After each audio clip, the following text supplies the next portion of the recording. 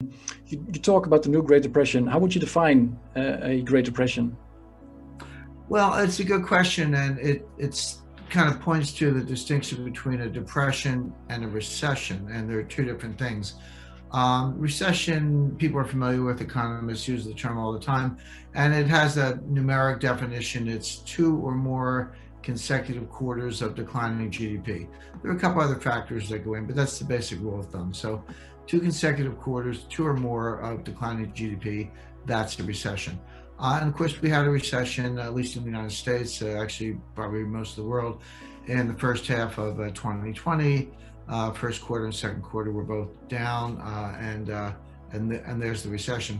So the third quarter growth was quite strong. It didn't come all the way back compared to what was lost in the first half, but it was strong. And so that you could argue that the recession was over by July of 2020.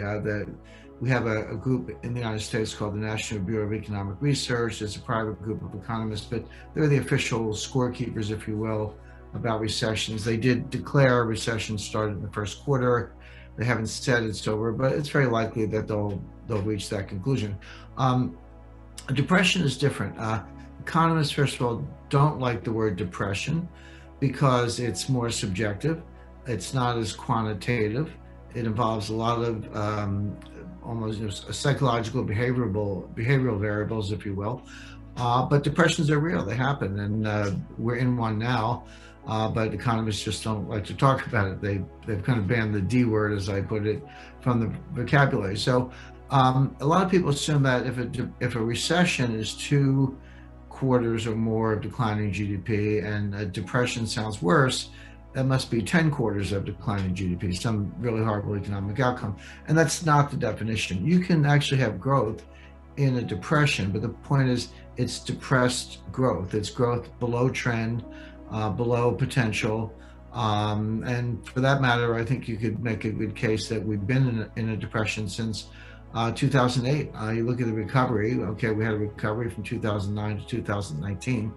It was the longest expansion in US history, but it was also the weakest expansion in US history. In all recoveries post 1980, the average recovery was 3.2%. So there's an example where you had growth, but it was a full percentage point below trend, below what we had done previously. If you go back even further to the end of World War II forward, average recoveries were closer to 4.5%. Yeah. So if that's the potential in a developed economy and you're growing at 2.2, that's depressed growth.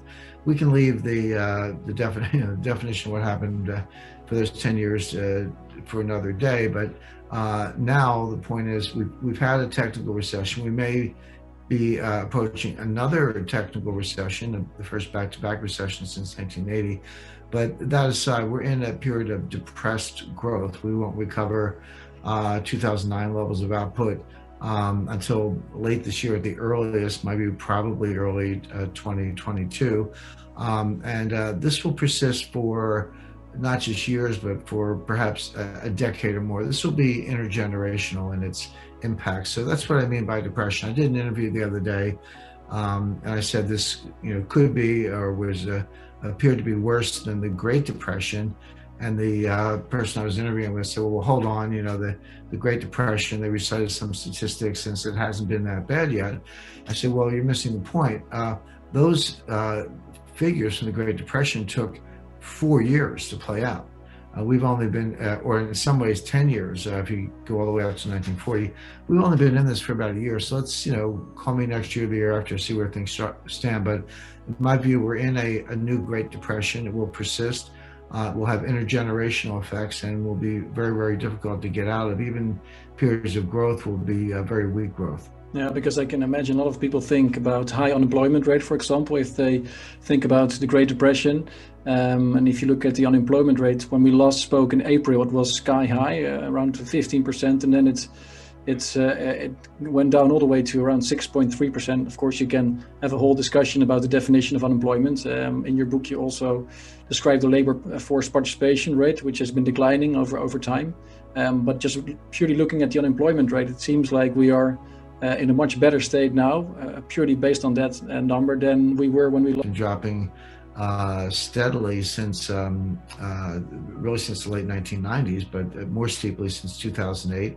Fell off a cliff in 2020, but it's dropped over 10 years or so from the high 60s to the low 60s. Now, that doesn't sound like a lot. You're talking about almost 10% of a workforce of 120 million people. So this is 12 million people or so who don't have jobs.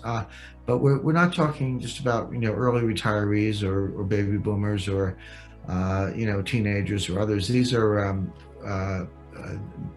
basically able-bodied people between the ages of 25 and 54, prime working age. There are over 10 million of them who don't have jobs, but they're not counted as unemployed because they're not looking for jobs.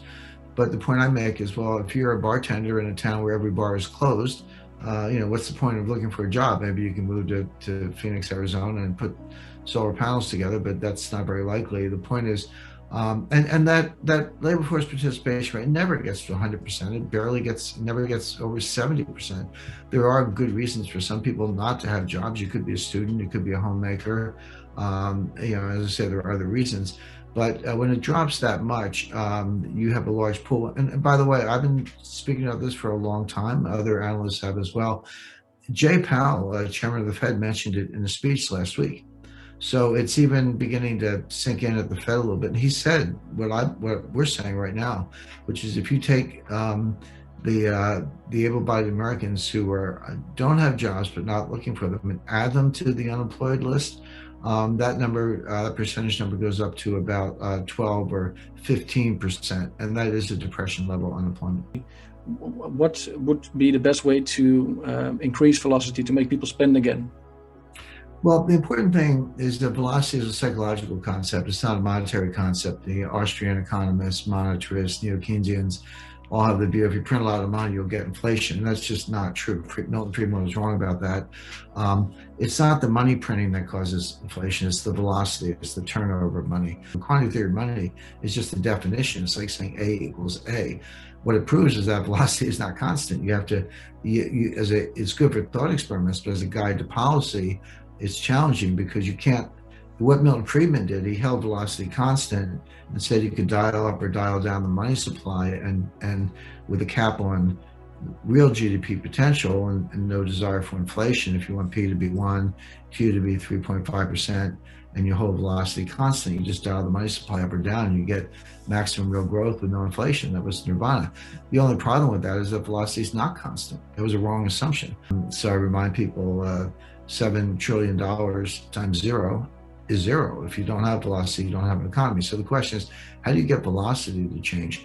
That's psychological. It's based on expectations. You have to get expectations to change. So central banks think that they can do it by holding interest rates at zero, but what message is the central bank sending when interest rates are zero? They're saying that they're worried about deflation. Well, if you're worried about deflation, why should I spend money? I'll just hold on to my money and wait till prices drop and go buy things more cheaply in the future. Or in fact, the real value of cash increases in deflation. So I'll increase my allocation to cash. I'll increase my savings.